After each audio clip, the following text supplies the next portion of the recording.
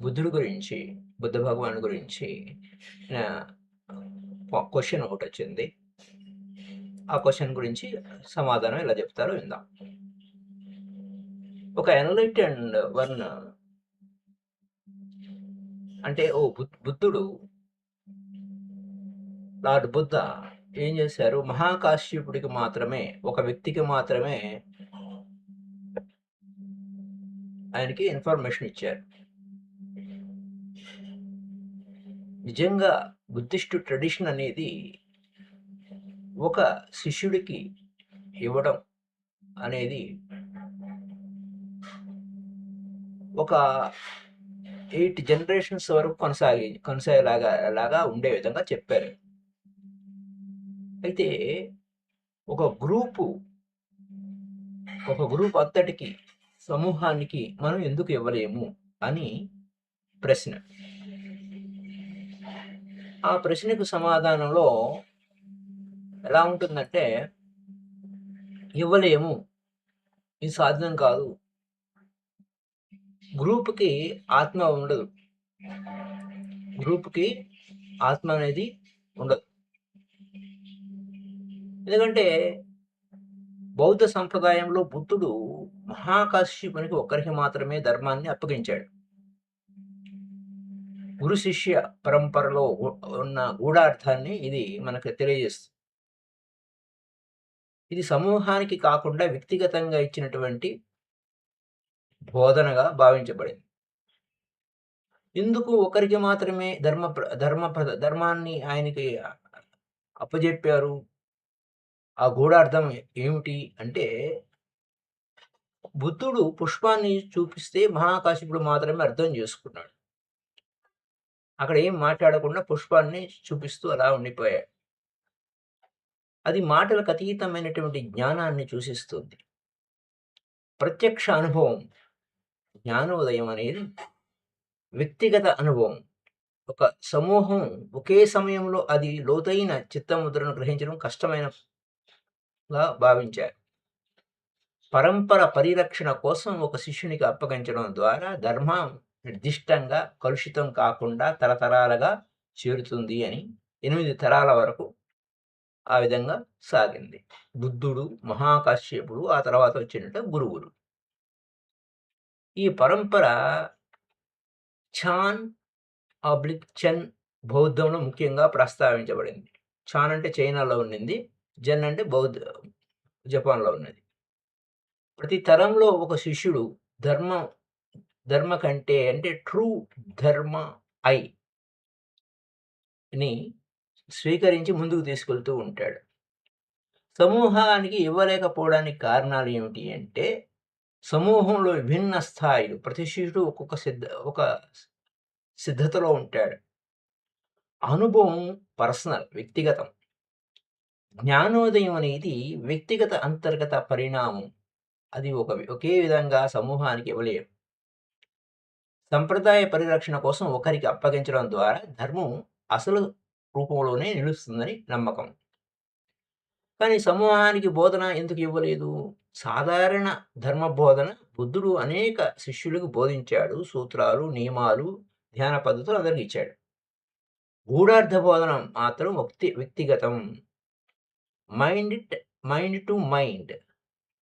ఇది జెన్‌లో ముఖ్యమైనది. సమూహానికి కాకుండా ఒక్కరికి మాత్రమే జరుగుతూ ఉంటుంది జెన్‌లో. తర్వాత కాలంలో కొన్ని బౌద్ధ పాఠశాలలు సమూహ బోధనను ప్రాముఖ్యత ఇచ్చారు. జెన్ సంప్రదాయం మాత్రమే వ్యక్తిగత ప్రసారానికి కాపాడింది. సమూహానికి బోధన సాధ్యమే. సాధారణ ధర్మము, సూత్రాలు, నియమాలు అందరికీ. కానీ జ్ఞానోదయపు మైండ్ సీల్ మాత్రం ఒక్కరికి మాత్రమే అప్పగించబడింది. ఎందుకంటే అది మాటలకు అతీతమైన వ్యక్తిగత అనుభవం అని చెప్తూ ఉంటారు. అయితే ఇక్కడ ఓషో గారు అదే విషయాన్ని, no, it is never possible because group has got no soul. ఒక గుంపు, ఒక సమూహానికి ఆత్మ ఉండదు. Group has got no soul, no self. Soul లేదు, సెల్ఫ్ లేదు, స్వయం లేదు. సెల్ఫ్ అంటే మైసెల్ఫ్ అంటే నేను, అంటే నా స్వయం అని మైసెల్ఫ్. సోల్ అంటే గ్రూప్‌కి సోల్ ఉండదు. సెల్ఫ్ ఉండదు.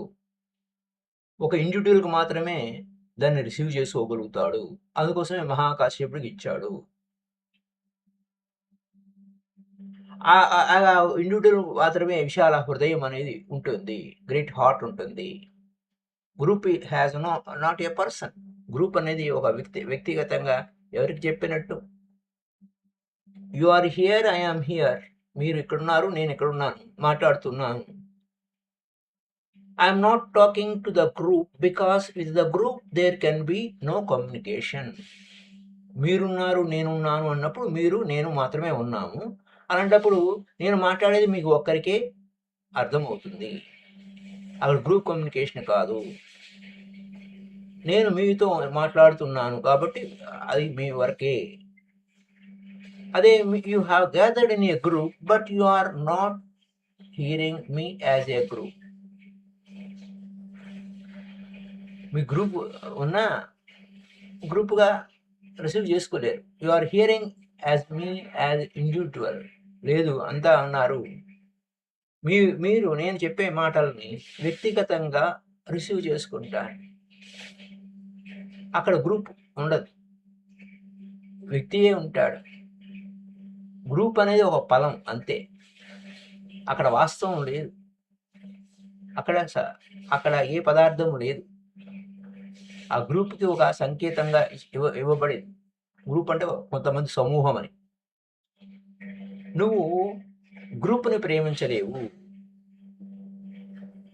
You cannot love a nation. ఓ దేశాలని ప్రేమించలేవు. You cannot love humanity. మానవత్వాన్ని ప్రేమించలేవు. జాతీయతని ప్రేమించలేవు. దేశాన్ని ప్రేమించగలవు, జాతీయత. So but there are persons who claim that love humanity. మేము మానవత్వాన్ని ప్రేమిస్తున్నామని అంటారు. అది వారిని వారు మోసపుచ్చుకోవడం అవుతుంది. మానవత్వము అని ఎవడు ఒకడు నేను మానవత్వము అని ఎవడు ఉండడు. హ్యూమన్ బీయింగ్స్ ఉంటారు అంతే తప్ప మానవులు ఉంటారు, కానీ మానవత్వం అనేది సపరేట్గా ఉండదు. ఎదగండి, ఎక్కడ మానవత్వం అనేది ఎక్కడ దొరకదు. మానవులు దొరుకుతారు. వాస్తవానికి ఏమిటి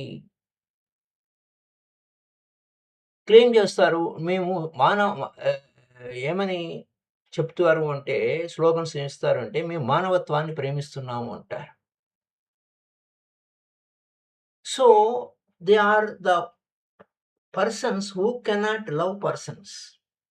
వాళ్ళు వ్యక్తుల్ని ఎవరిని ప్రేమించరు, మానవత్వాన్ని ప్రేమిస్తామంటారు. ఎందుకంటే they are incapable of being in love with persons. వ్యక్తిగతమైన ప్రేమ తోటి వ్యక్తిని ప్రేమించలేరు, కానీ మానవత్వాన్ని ప్రేమిస్తారట. అది పెద్ద పేరు, బిగ్ నేమ్. హ్యుమానిటీ, నేషన్, విశ్వాన్ని ప్రేమిస్తున్నాను, ఈ నేషన్ని ప్రేమిస్తున్నాను, లేదా మానవాళిని మానవత్వాన్ని ప్రేమిస్తున్నాను. అక్కడికి they may even love God but they cannot love A person. దేవుణ్ణి ప్రేమిస్తారట, కానీ వ్యక్తిని ప్రేమించలేరట. ఉన్నదంతా దేవుడే అన్న సంగతి వదిలేశారు. So my friends, you cannot love A person because to love A person అది కష్టంగా ఉంటుంది, డిఫికల్ట్గా ఉంటుంది, చాలా స్ట్రగుల్ ఉంటుంది. You have to change your self. ముందు నువ్వు మారాలి. నువ్వు మారితే అప్పుడు పక్కోడిని ప్రేమించగలుగుతావు. నువ్వు మారకుండా నన్ను ప్రేమించాలంటే కుదరదు. అలాగే నువ్వు మానవత్వాన్ని ప్రేమించడం అంటే అక్కడ ప్రాబ్లమే లేదు. ఎందుకని ప్రాబ్లమ్ లేదు? వ్యక్తి అయితే ప్రాబ్లమ్ గానీ, మానవత్వాన్ని ప్రేమించడానికి సమస్య ఎక్కడ ఉంది? అంటే హ్యుమానిటీనే లేదు. నువ్వొక్కడివే ఉన్నావు. వాస్తవం ఏమిటి? ట్రూత్ అనేది, బ్యూటీ అనేది, లవ్ అనేది anything that is a significant always belong to the individual. సత్యము నీవే సత్యము. నీవే ఆ అందము. నీవే ఆ ప్రేమ. అది వ్యక్తిగతం. అది వ్యక్తిగతం, ఇండివిడ్యువల్. అప్పుడే ఆ వ్యక్తి మాత్రమే receive చేసుకోగలుగుతాడు.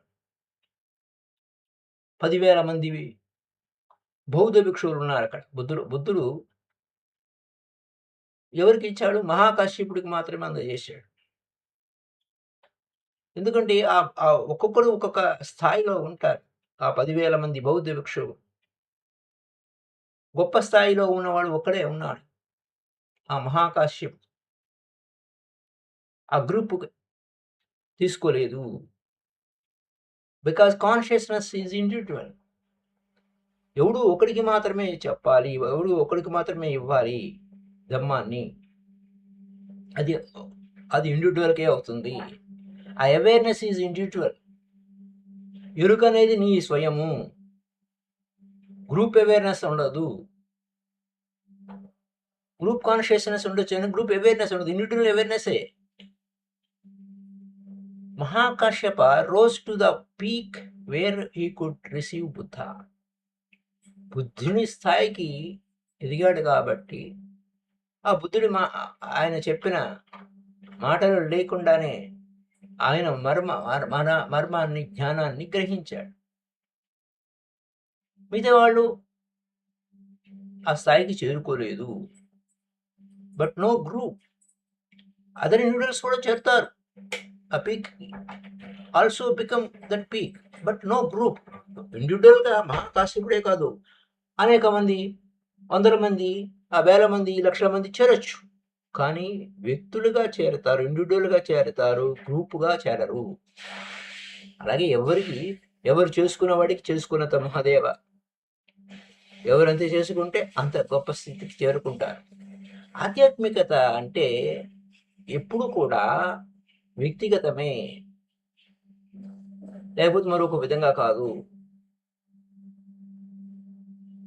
But that is one of the basic fights between communism and religion. అంటే కమ్యూనిజం థింకింగ్ వేరే ఉంటుంది. అది group thinking, society, collectiveness. And religion thinking అనేది వ్యక్తిగతము. వ్యక్తిగతమైన అభిప్రాయాలకి గ్రూప్ అభిప్రాయాలకి భిన్నంగా ఉంటుంది. ఇండివిజువల్గా వ్యక్తిగతంగా స్వయం ఉంటుంది. కమ్యూనిజానికి థింకింగ్ అంతా సొసైటీ గురించి ఉంటుంది. సొసైటీని మార్చేయాలి మేము అని.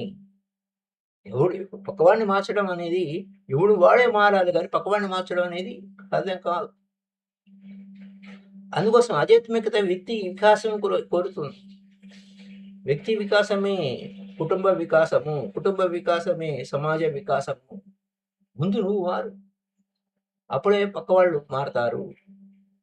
పక్కవాళ్ళ సంగతి తర్వాత సంగతి, ముందు నిన్ను చూసి నేర్చుకుంటారు. Society cannot be change as a whole. మొత్తం అంతా సమూహంగా సొసైటీ మారిపోదు. ఎందుకంటే సొసైటీకి ఆత్మ లేదు, అది ట్రాన్స్ఫర్మేషన్ సాధ్యం కాదు. వాస్తవానికి ఏంటి? There is no society. గట్టిగా మాట్లాడితే సొసైటీనే లేదు. ప్రతి ఒక్కడు నేను సొసైటీ మెంబర్ అంటాడు, కానీ నువ్వు వ్యక్తిగతమే, నీ స్వయమే. ఓన్లీ ఇండివిజువల్స్ ఉన్నారు. కమ్యూనిజం ఏముంటుంది? ఇండివిజువల్ ఉండరు, సొసైటీనే ఉంది అంటారు. Communism and religion they are absolutely పరస్పర విరుద్ధంగా ఉంటారు, పరస్పర వ్యతిరేకంగా ఉంటారు.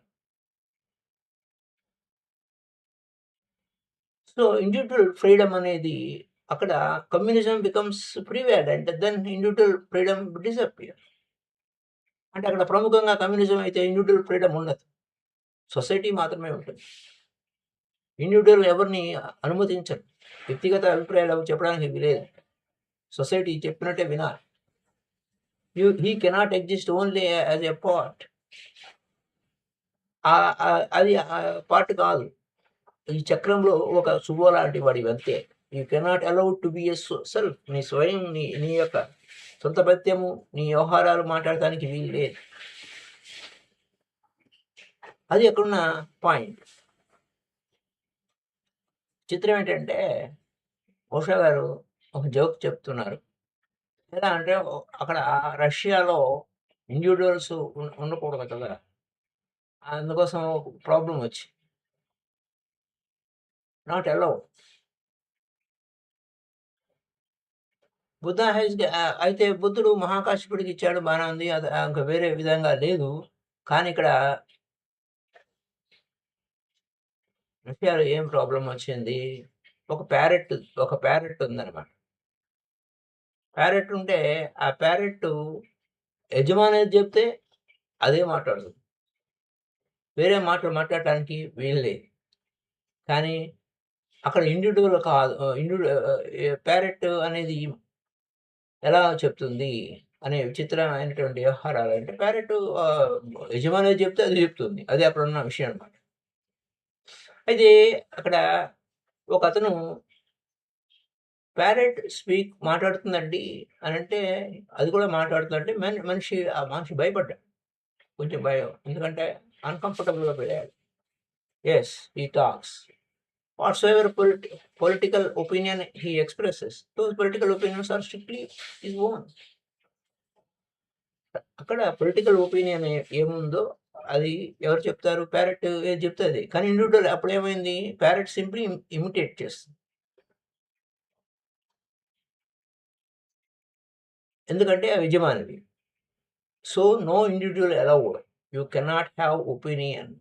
అక్కడ ఒపీనియన్ చెప్పడానికి ఇండివిడ్యువల్ అలౌడ్ లేదు కమ్యూనిజంలో. ఒపీనియన్స్ అనేవి opinions are the concern of the state. No group of mind. అంటే ఒక వ్యక్తి యొక్క ఒపీనియన్ ఏమిటి అని. గ్రూప్ మైండ్ అనేది lowest thing possible. Individual can reach to the peak. వ్యక్తిగతంగా అతను ఎంతైనా ఎదగొచ్చు. ఎంత స్థితికైనా ఎదగొచ్చు.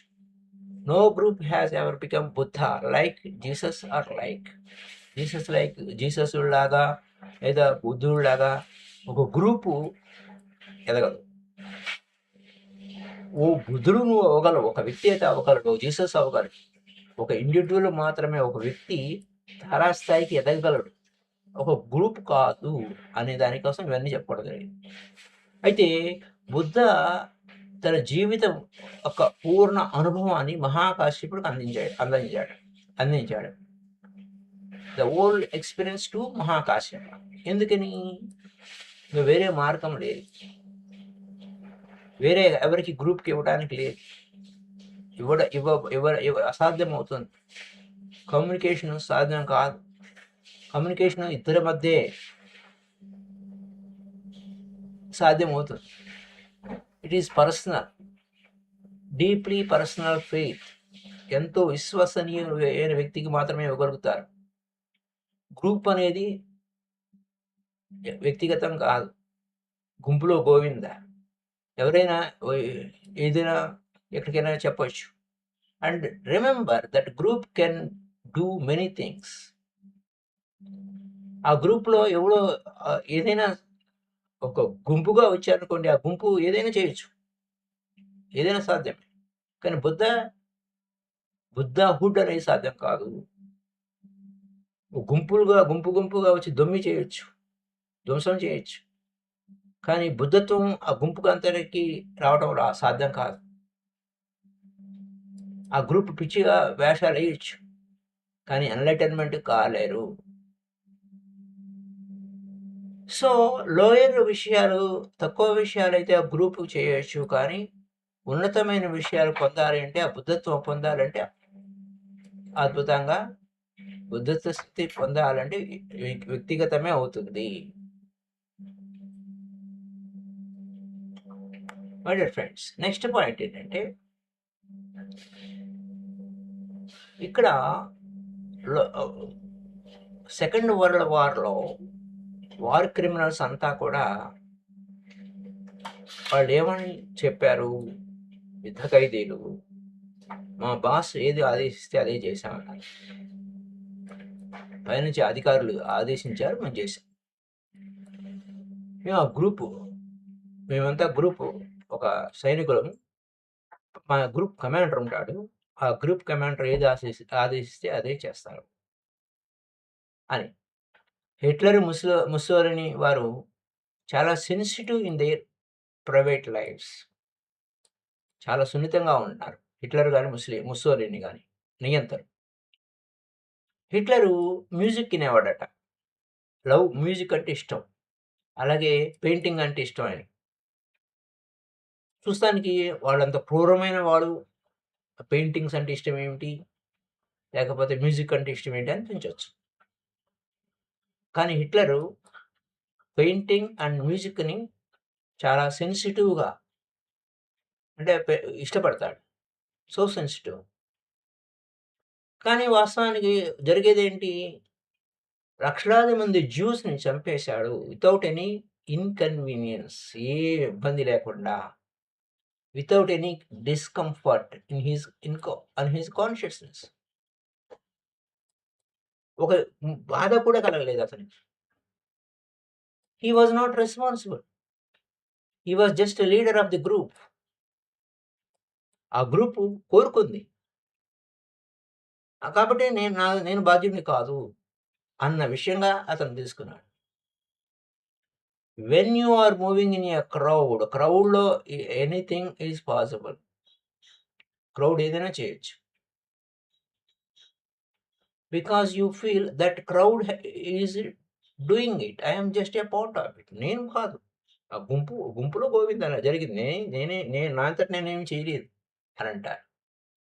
కానీ హైయెస్ట్ కాన్షియస్‌నెస్ అనేది కేవలం వ్యక్తిగత స్థాయికే వెళ్తుంది. నువ్వు బుద్ధుడివి కాగలిగే సమర్థత నీ ఒక్కడికే ఉంది. అలాగే ప్రతి ఒక్కడికి ఉంది.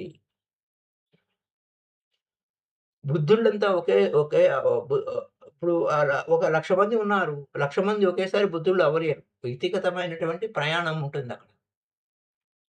More responsibility has to be felt. స్వీయ బాధ్యత, స్వీయ సాధన. స్వీయ సాధన అనేది చాలా ఇంపార్టెంట్. రైట్ ఎఫర్ట్ అంటారు దాన్ని. సరైన శ్రద్ధ. సరైన శ్రద్ధ పెట్టాలక్కడ. Right effort. సరైన ఏకాగ్రత ఉండాలి. సరైన ధ్యానం, సమాధి అంటారు దాన్ని. సో, కాబట్టి బుద్ధ కమ్యూనికేషన్ అనేది మహాకాశ్యపుడికి సైలెంట్‌గా ఏమి నోరు విప్పి చెప్పకుండానే ఆయన ఆ మౌనాన్ని గ్రహించగలిగాడు. ఆ సైలెన్స్‌లోనే సంబోధి. ఈ silent enlightenment. Mahakashyapa also become a peak. Highest స్టేజ్‌కి చేరుకున్నాడు కాబట్టి, ఉన్నత స్థితికి చేరుకున్నాడు కాబట్టి,